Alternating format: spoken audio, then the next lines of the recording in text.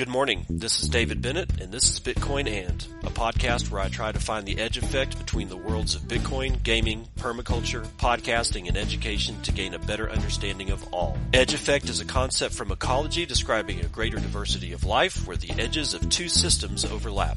While species from either system can be found at the edge, it is important to note there are species in the overlap that exist in neither system, and that is what I seek to uncover. So join me in discovering the variety of things being created as Bitcoin rubs up against other systems.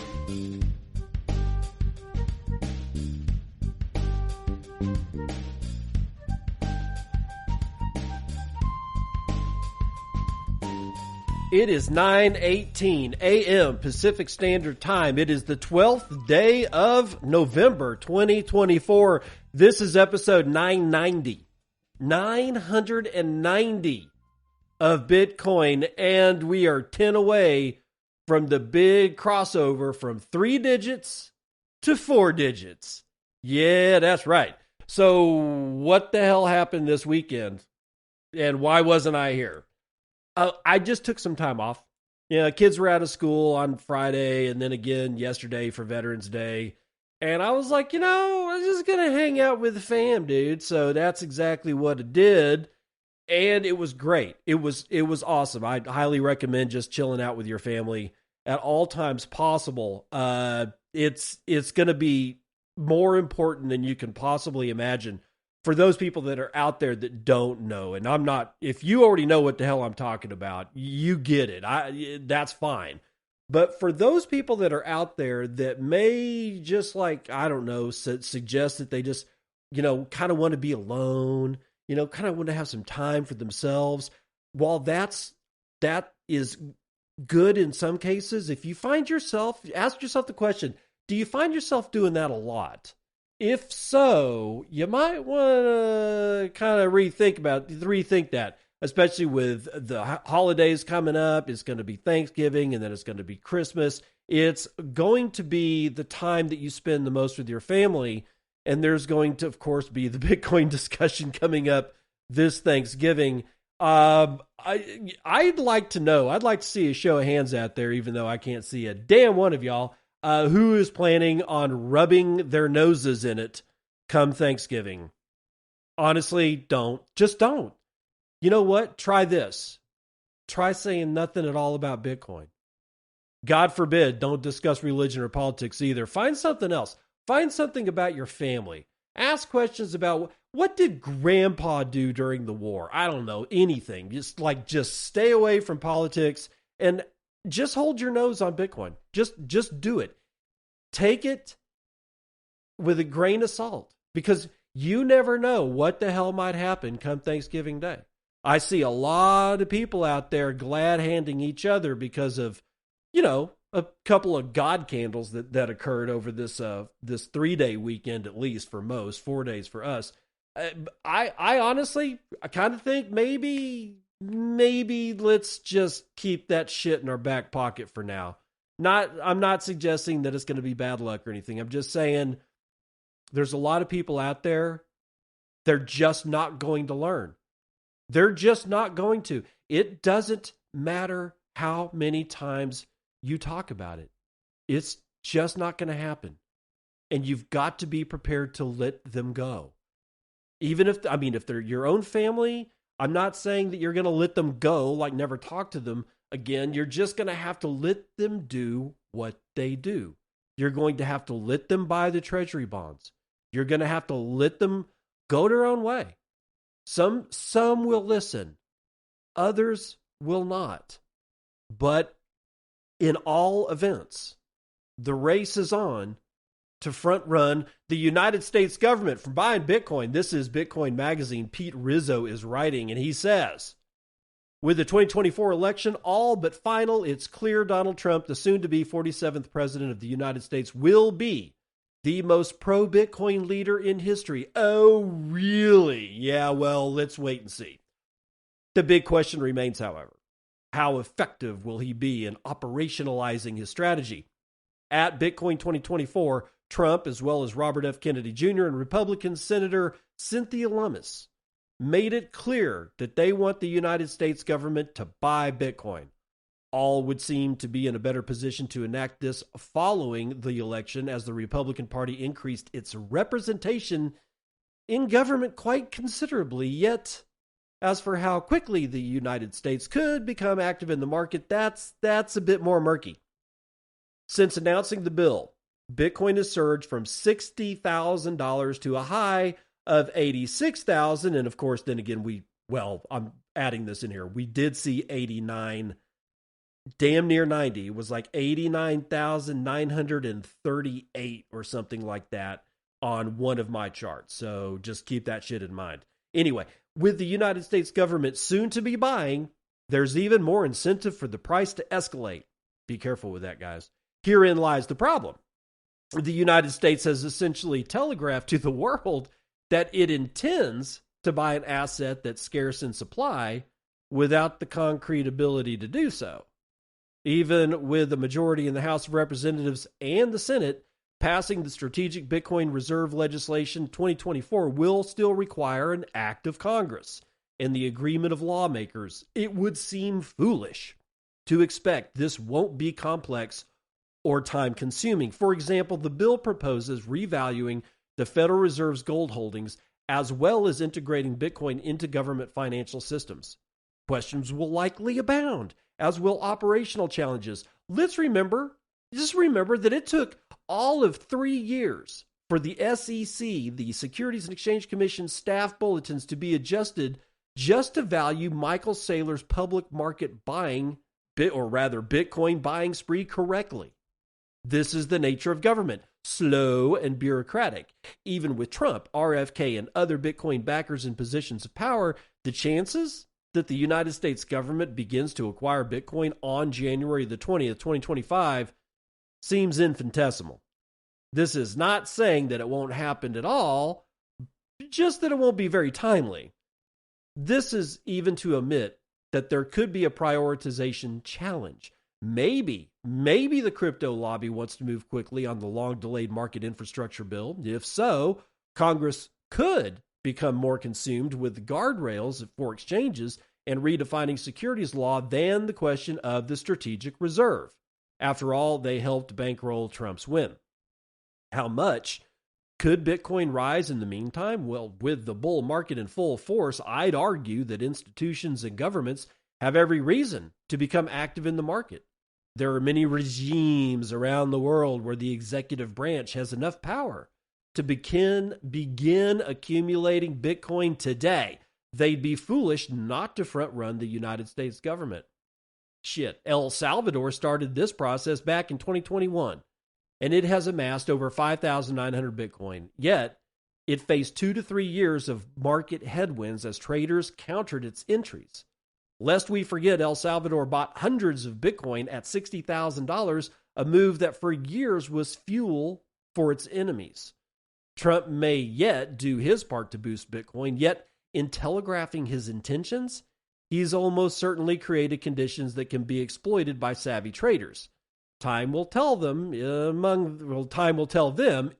among them we will see other nation states buy Bitcoin. And he ends with this tweet from Daniel Batten, who says, today, and this is on November the 11th, this was yesterday, today I received confirmation that another nation state is currently discussing, 1, a Bitcoin strategic reserve, and 2, drafting Bitcoin mining regulations so they can improve their electrical grid and better monetize stranded energy.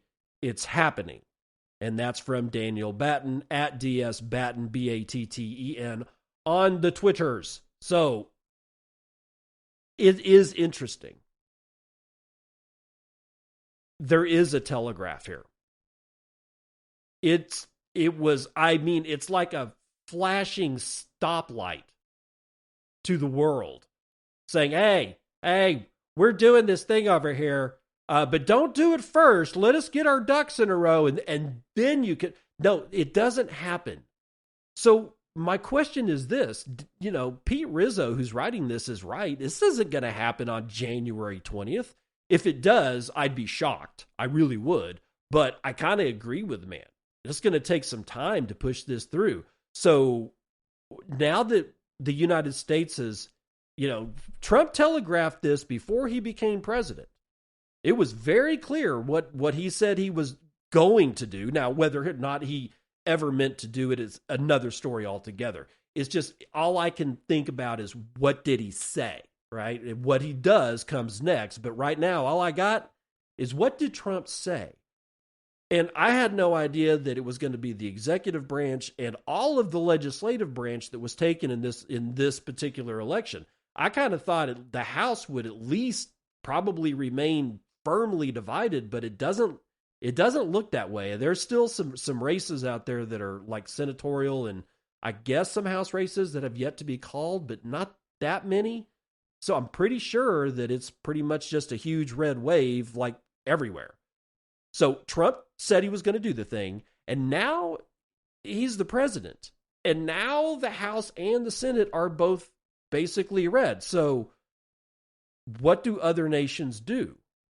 Well, I don't know, but we can take a clue by listening to what El Salvador and Bhutan are seeing in their own reserves. This is Ezra Reguera from Cointelegraph. And the headline is El Salvador and Bhutan see Bitcoin holdings surge amid market rally. Well, duh. Let's see what they see. Bitcoin held by El Salvador and the Kingdom of Bhutan has significantly increased in value. On November the 12th, Cointelegraph Markets Pro data shows that Bitcoin reached a new high of 89,700, pushing its overall market capitalization near $2 trillion. Because of the price increase, the two countries' BTC holdings made significant gains.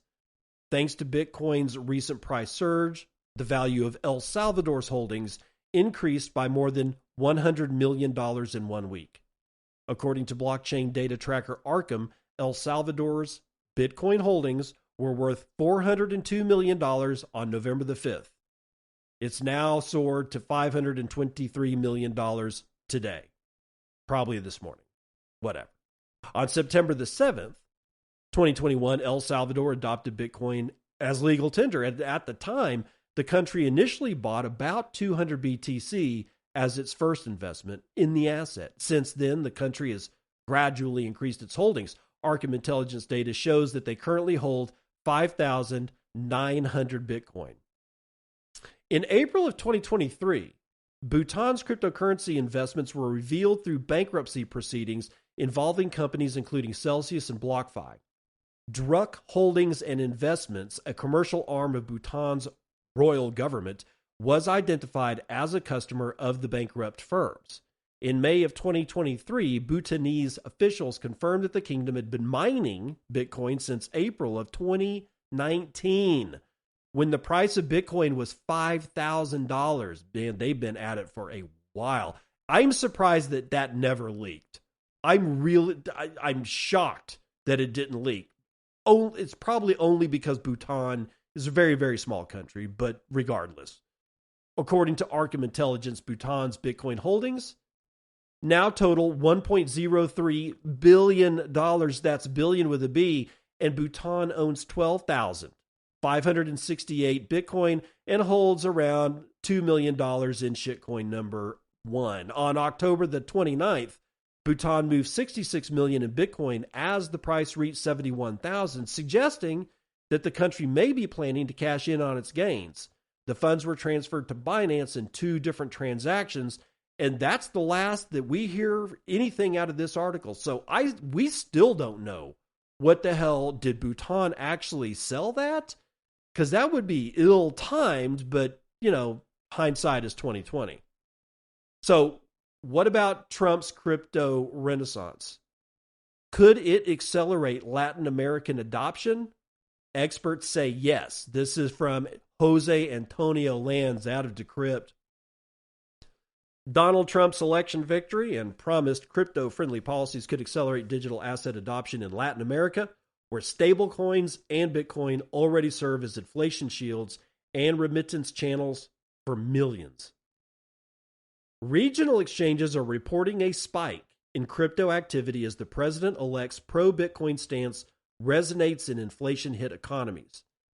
The president-elect's pledge to establish a national Bitcoin reserve and ease regulatory burdens arrives as Latin America emerges as a key growth market, processing over $85 billion in crypto transactions annually. Regional players see Trump's win as a political catalyst for increased institutional adoption and cross-border flows. Quote, Trump's second term in the White House could further boost the crypto market, giving room for further appreciation. We are observing a decisive period for Bitcoin and the cryptocurrency market as a whole, says Sebastian Serrano, CEO of Argentina-based exchange Ripio. The implications could be particularly significant for countries battling currency instabilities, like in Argentina, where the poverty rate spiked to over 53% under Milei's libertarian administration. Bitcoin trading volumes surged 160% in October and more than 400% in 2024, as users sought refuge from the devaluation of the currency. Venezuela shows similar patterns, with over 92% of crypto activity flowing through centralized exchanges as citizens seek alternatives to the bolivar. Regional crypto firms are already positioning themselves for potential growth.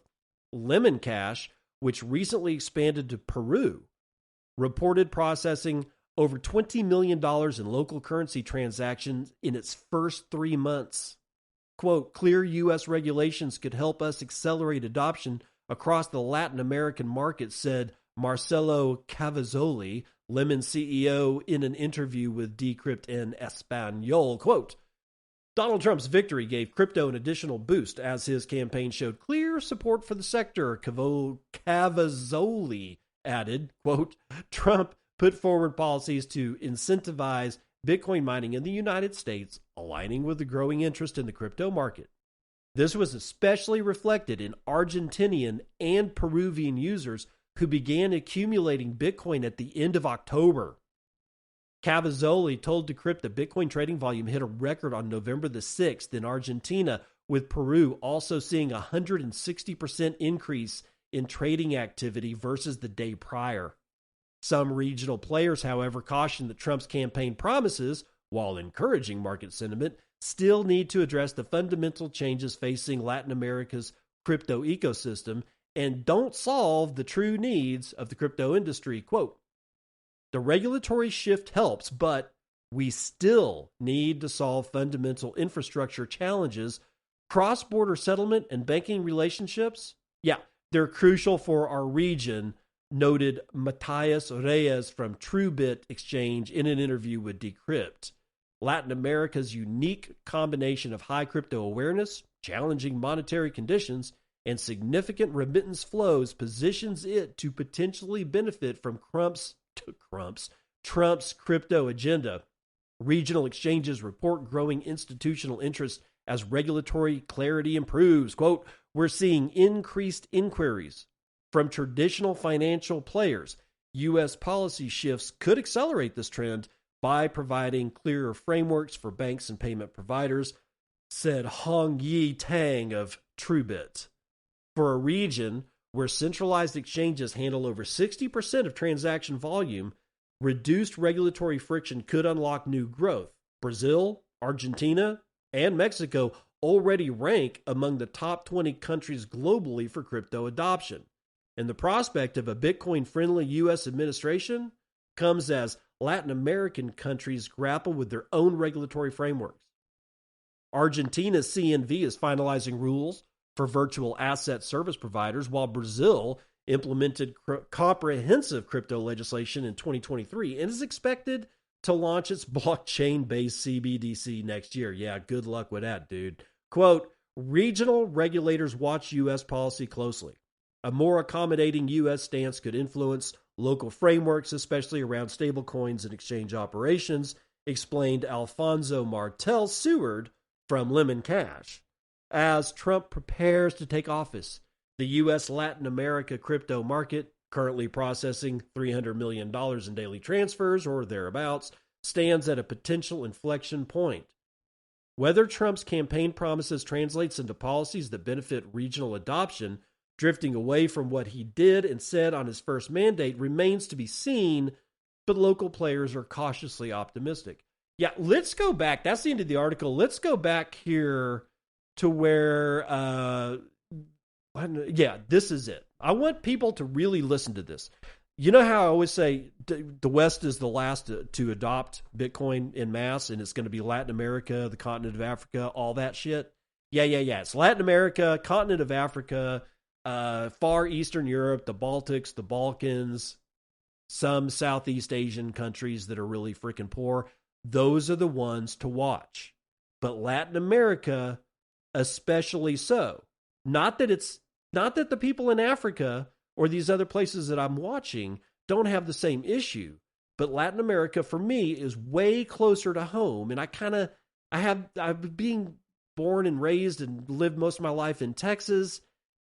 I feel more connected with Latin America than I do Africa. That's for damn sure. So, but I want to point this out as to why I keep saying to not dismiss what the hell's going on in Latin America. For all those that just are desperate to have the West be the guys that always adopt this crap. It needs to really be Latin America because they have a unique combination of high crypto. I'm going to say crypto, but they say it. So let's just say high crypto awareness, challenging monetary conditions, and significant remittance flows. Those three things together, that shit's a spark.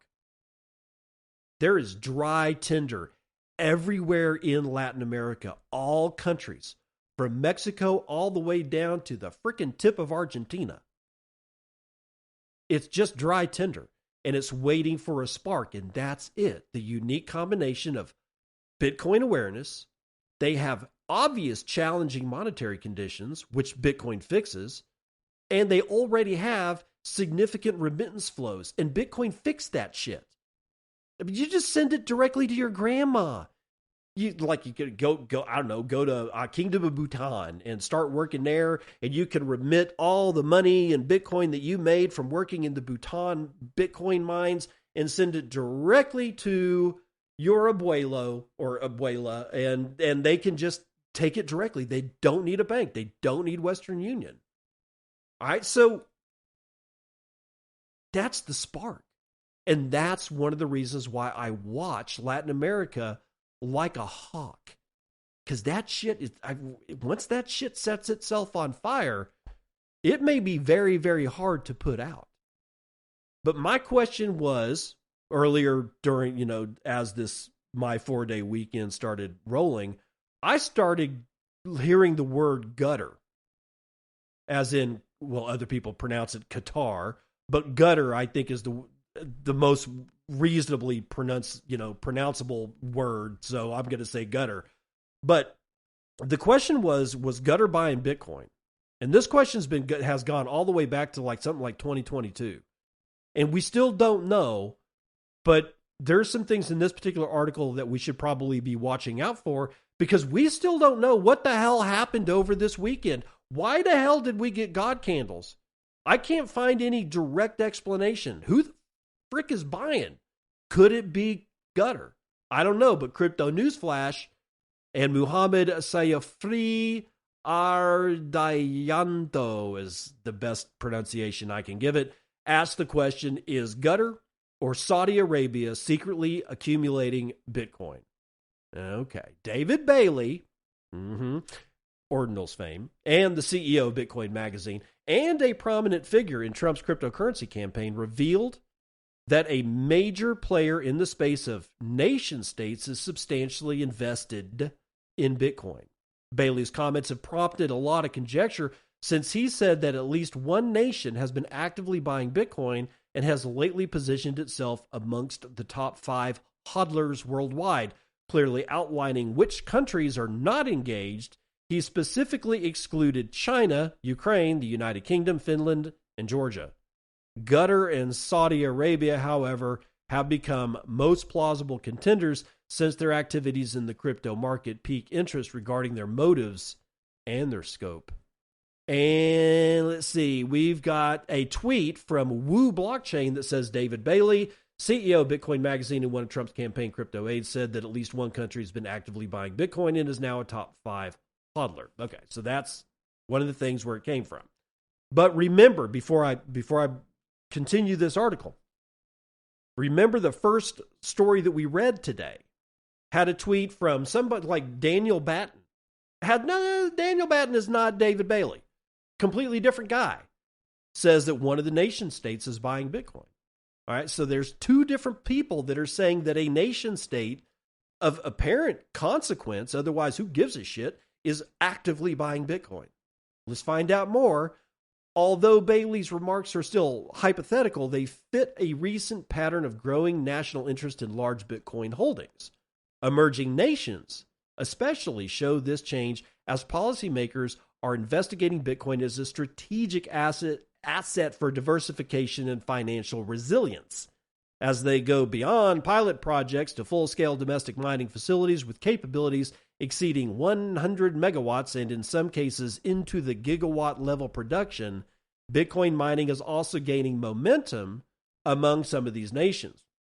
With nations realizing the value of keeping digital assets as part of their official reserves, this development emphasizes a growing acceptance of Bitcoin's ability to help national financial strategy. Bailey's observation fit a time when governments and businesses all around are progressively embracing Bitcoin. This acceptance indicates a major change in national perspectives on digital resources. Actually, some national governments are allegedly getting ready to make significant monthly Bitcoin investments, possibly worth billions of dollars.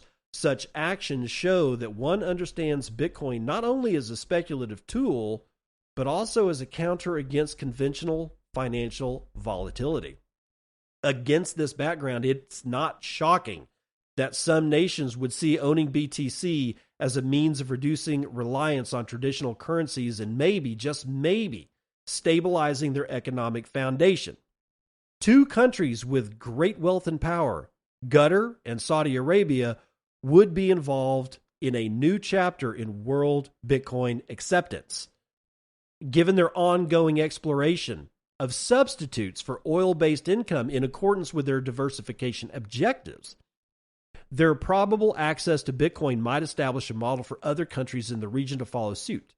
Bailey's comments have piqued more questions over who nations might be quietly spearheading this trend behind the scenes until the timing is ready for public declarations.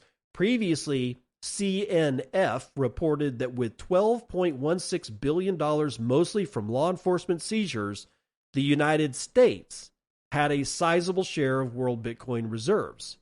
Bhutan has meanwhile used Bitcoin mining as a national revenue source, building reserves of around $782.46 million in coins at that time. And of course, as we know, they have a lot, they've got a lot more.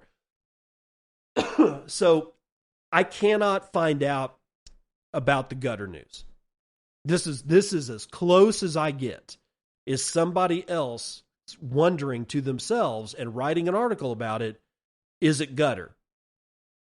Saudi Arabia, I'm actually more interested if Qatar actually gets into this, because Qatar, they're sort of a sleeper.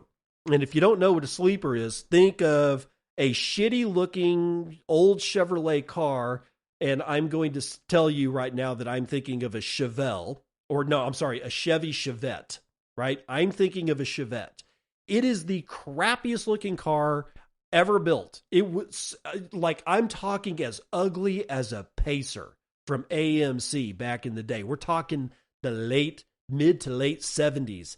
Pacers were god awful ugly looking, but Chevettes, that was an ugly ass car. But you know what it had in it? It had a power plant that would make your jaw drop to the floor, and it would take most cars off the line at a stoplight. It would take them.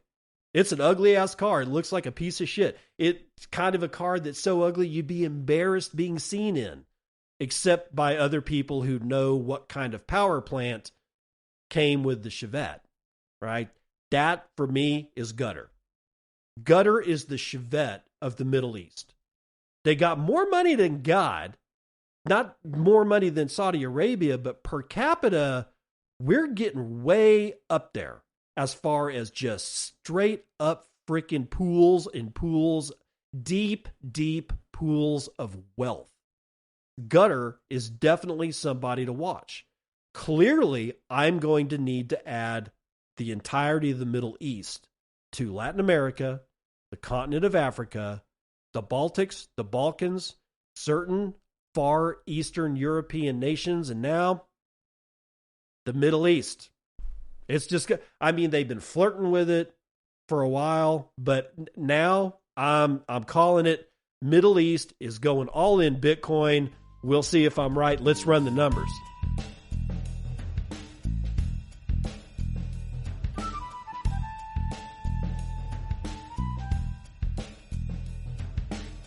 Trump was bad for oil. Trump was bad for oil. Everybody was thinking that Iran was still going to attack Israel, and they still might, but there's a hell of a lot less chance of that shit in Ukraine and over there in the Middle East, which we just got finished talking about with Israel and Gaza and all that. I get the feeling that everybody's lost their appetite for continued war because Trump he's just bad for war, which is good for me because I freaking hate war. But oil is taking a hit because what do you need to persecute a war? Or better yet, when those wars occur in the Middle East, what's in danger? Oil. First, we're not going to burn it. And since we're not burning it to be able to fire missiles to go blow it up, we have a double whammy. However, oil has kind of recovered a little bit, 0.47% to the upside, but chilling out, dude, $68.37 a barrel. Brent North Sea is up a third to $72.10. Natural gas is up half point to almost $3 per thousand cubic feet, and gasoline is up 0.84% to $1.97 a gallon. Gold is down half a point today, but it's chilling out at $2,603, so nothing to sneeze at. Silver is up a quarter of a point, but platinum is down 2 1/3. Copper is down 2, and palladium is down 4 1/5 points. Ag is pretty much in the red today. Biggest winner, however, is chocolate, and it is swinging for the fences.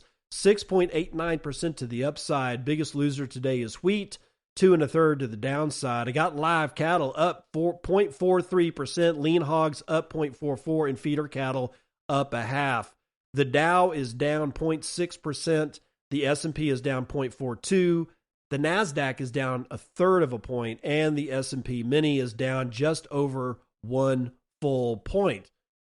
What did Bitcoin do? Well, at 87,000, I can't believe I'm saying these numbers. At $87,770, we are staring square in the face at a $1.74 trillion market cap. I heard yesterday that we overtook the entire market cap of silver. I'm sure that has switched back over, but for that brief moment in time, the entire world supply of silver was outshined by something that's barely 16 years old. We can get 34 ounces of shiny metal rocks with our 1 Bitcoin, of which there are 19,781,033.61 of, and average fees per block have increased substantially, but still not terrible. 0.14 BTC on average in fees on a per block basis, and there are 85 blocks. You thought there'd be more, didn't you? No. Only 85 blocks carrying just over 200,000 transactions waiting to confirm at high priority rates of 11 Satoshis per VByte. Low priority is going to get you in at 9. And hash rate is chilling out at 734.2 exahashes per second. You can do with that what you will. Now it's time to honor all the people that decided to throw sats my way. And for the episode Tower of Babel, which was last Thursday's episode, I got Lucky Mofo with 1080. 1080 sats says, words are weapons, David. Choose your mantras wisely, folks. The ones you say to others and to yourself. A simple thank you is a good start. No need to learn Sanskrit or Tibetan. I think that's a jab at, we're going to go learn Eastern philosophy, and that's going to make me a calm person. I got to tell you, I've read a lot of Eastern philosophy, and they got the same problems as Western philosophy. There is no answer. But saying please and thank you will go a long way. And you know what else goes a long way? And if you're not used to saying this as an adult, get used to it. Start saying yes, sir, and yes, ma'am. Or no, sir, and no, ma'am. Use the honorific. Actually say it. We say it to each other all the time on Nostr now. Good morning, sir. Howard, I'm pleased to see you, sir. And we have Sir Sleepy, the magic green frog that's on Nostr. He spells it S-E-R, but still, we've been saying sir to each other for so long. For years now in the Bitcoin space, I've actually, it somehow or another, it changed me. And I will say yes, sir, and no, sir, to every single guy. If I have to talk to another gentleman, if I have to talk to somebody who's way younger than me, if I talk to like one of my children's friends and they ask me a question that I can answer yes or no with, I'll say something like yes, sir, or no, sir. Do that. Words matter. Lucky Mofo is not wrong. The bird with 1,000 gives me some kind of emoji I can't read because, well, I'm still on Windows XP on this machine. So, hey, whatever. God's Death with 537 says, thank you, sir, no thank you. Pies to Pleb 420, thank you, sir, no thank you. Wartime 333 says, cheers. Nostr Gang with 100 says, daylight slavings. Slavings. Also, for your information, I am a lady. Well, howdy, ma'am. King Sekasi? King Sekasi, I guess. 100 Sat says, well, that was a pretty deep last 20 minutes. Thank you, sir. See, he said it. No, thank you, sir. Nikola Tesla with nothing says, is it okay to analyze an event with a 50-50 chance to succeed? I was thinking about it while hearing. Wait a minute. Oh, what? Probably what? I was thinking about it while hearing. I couldn't validate in my head this only event as an effective way to validate some system. Nico Tesla, I don't exactly know what you're talking about, but as for me being wrong about shit, yeah, I'm wrong. I'm wrong about all kinds of shit. It's okay. You can analyze shit, get it wrong, tell people what you think, then they call you out on it 4 days later when you're obviously wrong. And you know what? Nobody died. Nobody's that embarrassed.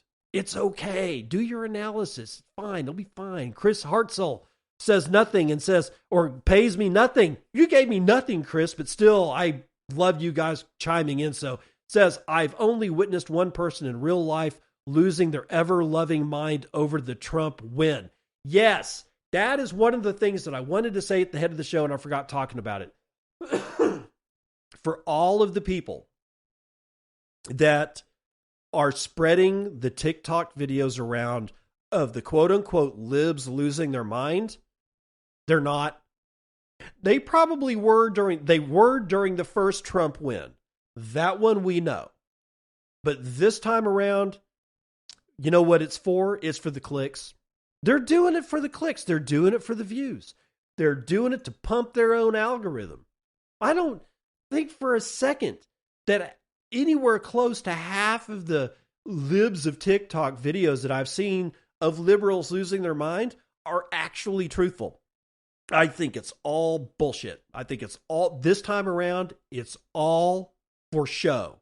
It's all for clicks. It's all to prime that algo. That's going to do it for the weather report.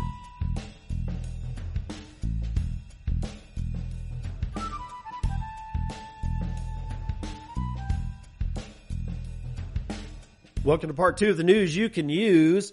Bitcoin fog user Roman Sterlingov gets 12 and a half years for allegedly running it based on junk science.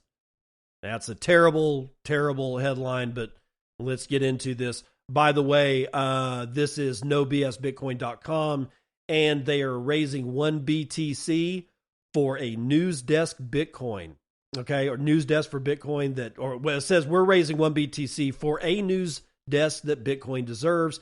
Contribute here, and they are running a geyser fund /project/no BS Bitcoin. So consider them because they do some good work. A dual Russian-Swedish national, Roman Sterlingov, was sentenced to 12.5 years in prison and forced to pay a forfeiture money judgment of around $395.5 million for his alleged operation of the longest running Bitcoin money laundering service on the darknet. Wow. Roman Sterlingov, 36, was sentenced to 150 months in federal prison and ordered to forfeit $395 million and seized assets worth around $1.76 million on Friday. Additionally, he was ordered to forfeit 1,345 BTC from the Bitcoin Fog wallet, valued at over $103 million. In March, he was found guilty of money laundering, conspiracy to commit money laundering, operating an unlicensed money transmission business, and money transmission without a license. Prosecutors claim that he ran the Bitcoin Fog mixer from 2011 to 2021 and were seeking a prison sentence of 20 to 30 years. During the trial, Sterlingov stated that he used Bitcoin Fog but denied being the operator of the platform. His lawyer, Tor Eklund, argued that there was no eyewitness testimonies or service logs to demonstrate that his client managed the service at all, and Sterlingov's defense team requested that the judge impose a prison sentence of no more than 7.5 years. Quote, most of the evidence at trial was circumstantial, and neither the Bitcoin Fog server logs, private keys, or ledger were ever even entered into evidence, stated Sterlingov's defense in a sentencing memorandum. Are you fucking kidding me? The logs weren't entered as evidence?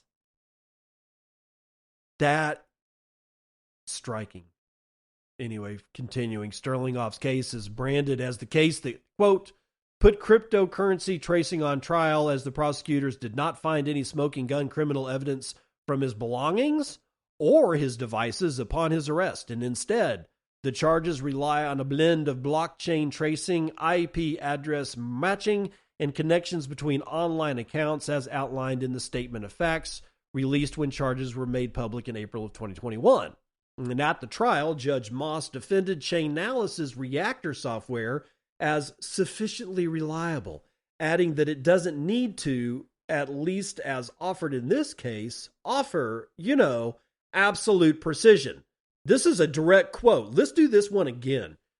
This is what the judge said. Judge Moss actually said this sentence, quote, it doesn't need to, at least as offered in this case, offer, absolute precision. So if it were right, only 90% of the time or only 80% of the time, I think it would still be valuable for offering the evidence that the government is seeking to offer it for. The fucker can't even speak. He can't even form sentences. This is clearly something that he said out of his mouth and didn't write in a statement. Otherwise, the grammar would actually be, intact.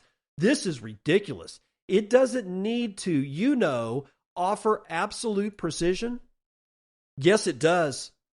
When somebody's freedom is on the line, it better fucking offer absolute precision.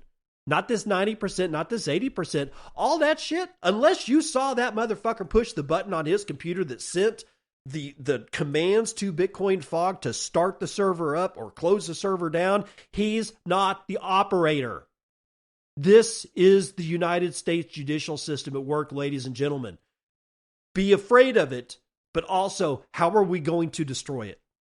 That's the question that we need to be asking over the next 4 years, because we have a very slim window to figure out ways to destroy federal prosecution. Because that kind of shit, this judge needs to go to jail himself. This judge needs to be put into prison. This judge needs to have all of his money, all of his property stripped away from him so he can feel how it feels to have everything taken away from you. And then we'll just tell him, look, we had a 20% chance that you might have done something wrong. We can't prove it, but fuck it, you're going down for 12 years.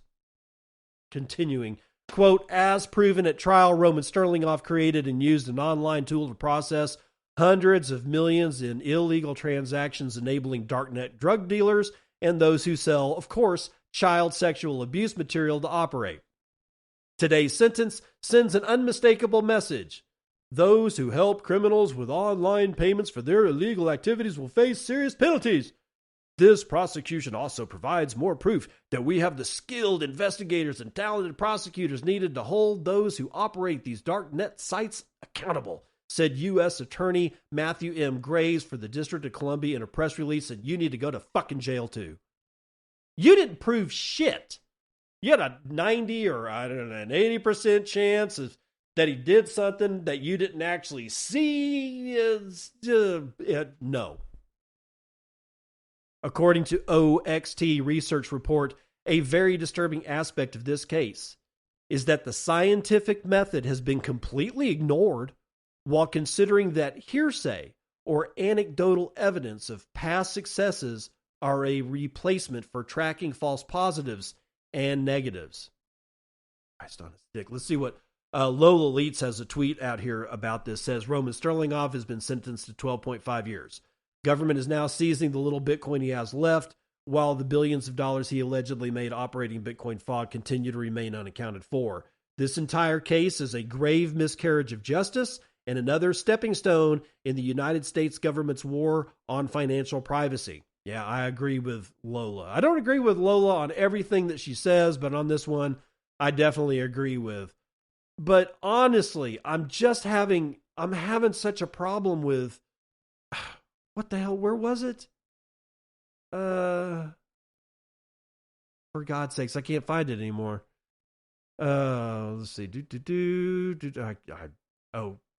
Sufficiently reliable. So if it were right, only 90% of the time or only 80% of the time, it'd still be value for offering the evidence that the government is seeking to offer it for. It doesn't need to have absolute precision.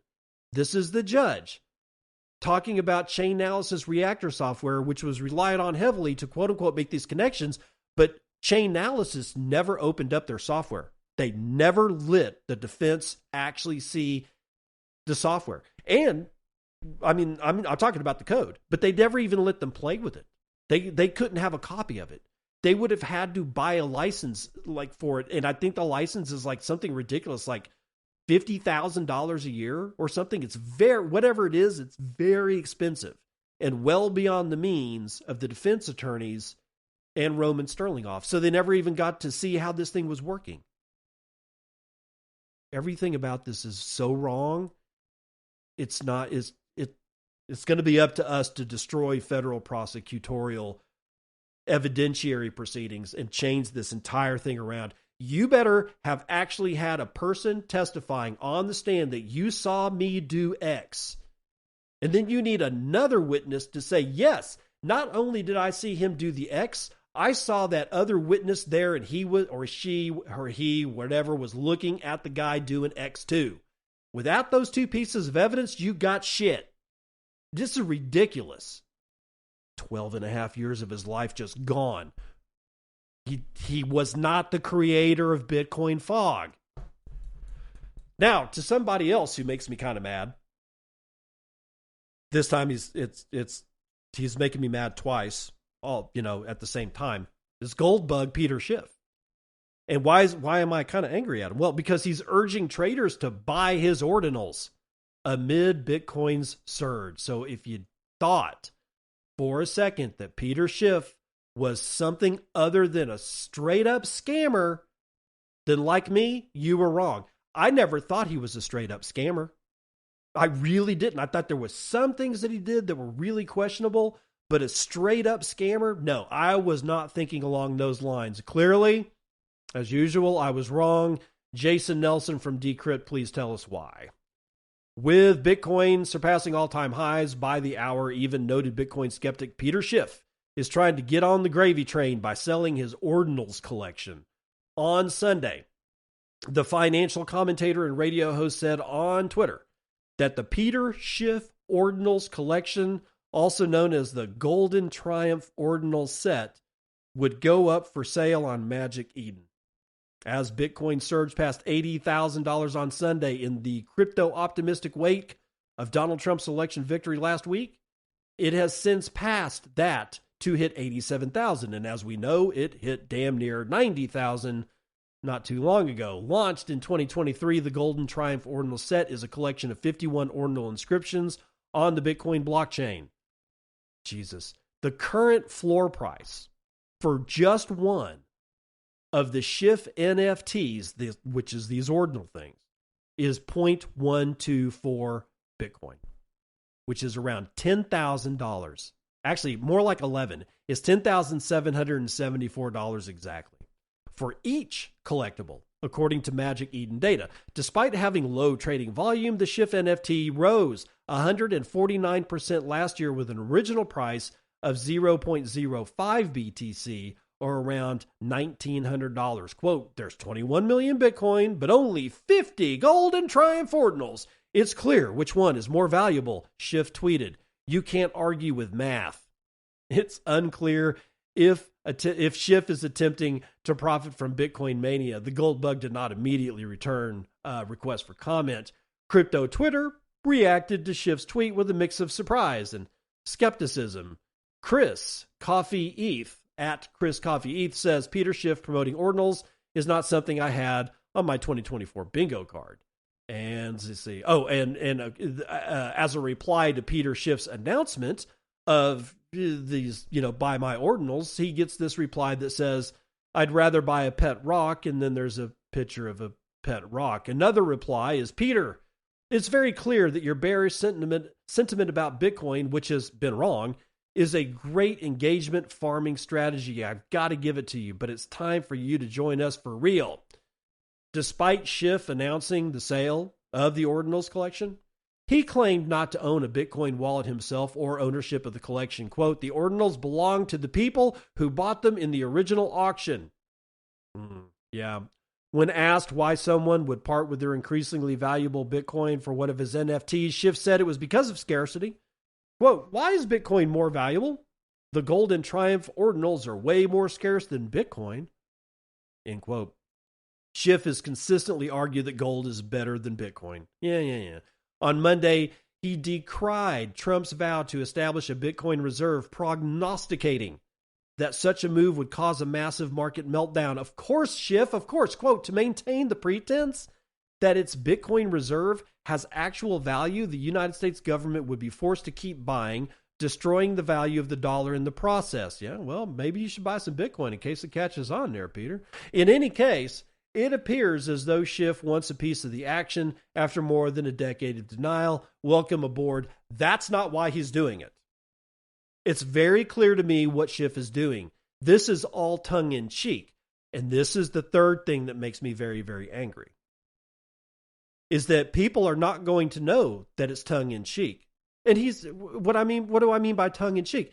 He's saying, see, I've only got 50 ordinals, therefore it's more scarce than Bitcoin. And since scarcity is the only answer for value, then clearly my shit is more valuable than Bitcoin.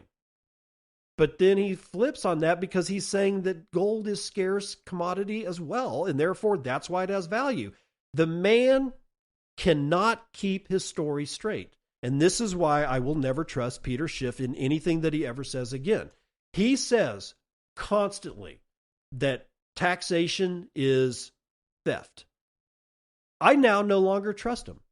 I know for myself that taxation is theft. I do not believe that Peter Schiff actually thinks that. I think he has an ulterior motive for saying that, and it has nothing to do with him actually thinking that taxation is theft. Why? Because this man cannot figure out if scarcity matters or if he can make money off of it by turning it into a joke and stealing people's hard-earned money, because they're too ignorant to understand that Peter Schiff has absolutely no willpower.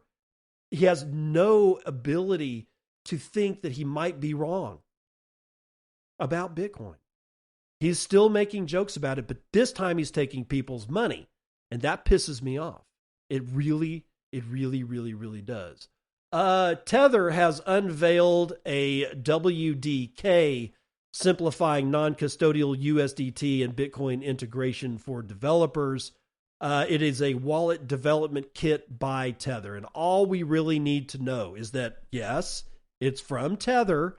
Their announcement is on tether.io, like in their blog post.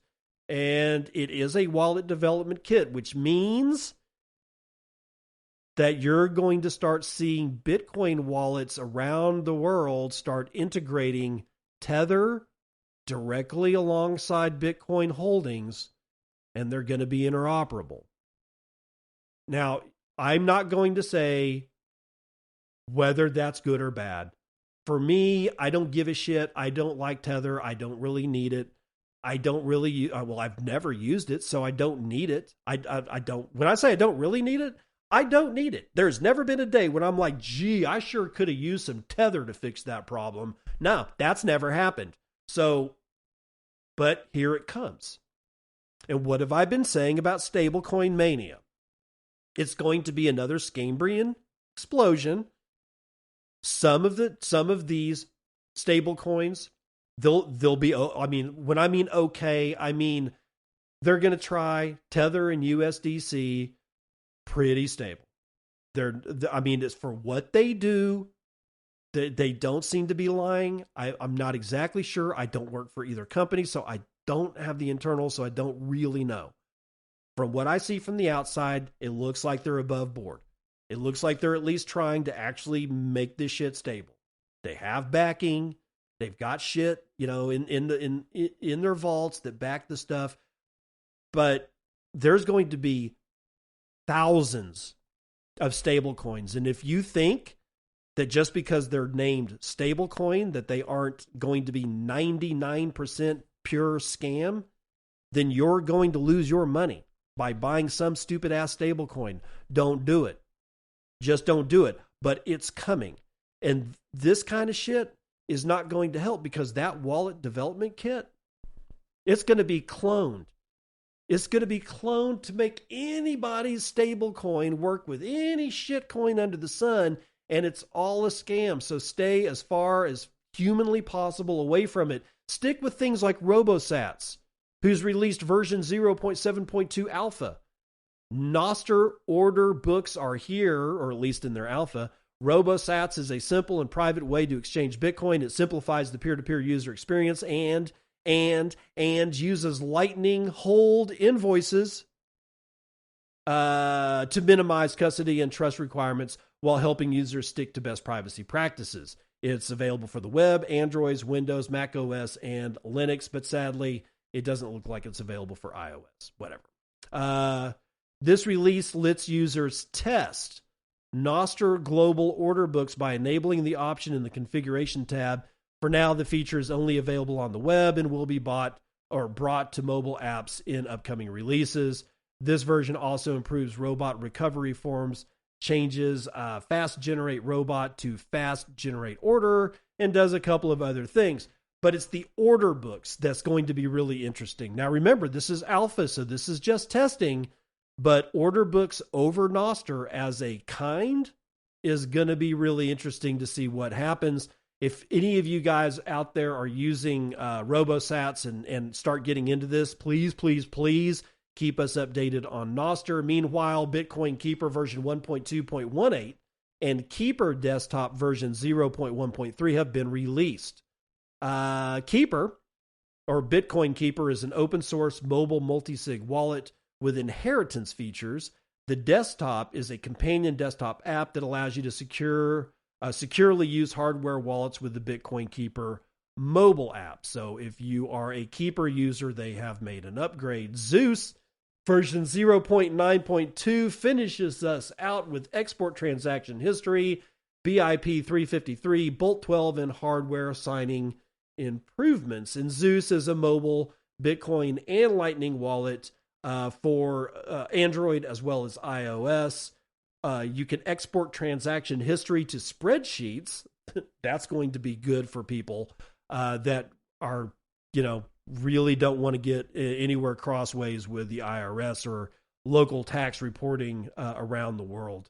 Also, solidified BIP 353 and Bolt 12 support hardware wallet and external signer improvements are there. Ooh, it has a spooky theme. Okay, that you may be a little late. Maybe a little late. That was Halloween, and we're done with that. But okay, maybe try again with the turkey theme after Thanksgiving, and then somewhere around New Year's release the Christmas theme. Whatever. Settings, payments add slide to pay threshold, and there are other bug fixes and miscellaneous enhancements. So that's it. That's it. That's all I got for you. Coming back to you this week, November the 12th, 2024. And I'm sorry that I was gone for 4 straight days. Had to be done. Had to rest my weary little head. I played, starting to learn Magic the Gathering with my 12-year-old son. I'm looking forward to that. I'm turning into a nerd again. Thank you to my 12-year-old son. So that, yes, that happened over this 4-day weekend. I'm starting to learn how to play, of all things, Magic the Gathering. We'll see how that goes. There's really not much left other than I want to caution everybody from rubbing somebody else's nose in it. Honestly, that's juvenile. It's juvenile behavior, and we need to not do that. Okay, don't do it at Thanksgiving. If somebody at Thanksgiving wants to talk to you about Bitcoin because now their interest is piqued, just tell them whatever it is that you've offered to do for them in the past to try to get them into Bitcoin. Start out the conversation with this. Say, the offer still stands. If you're really interested, then I will help you do this thing.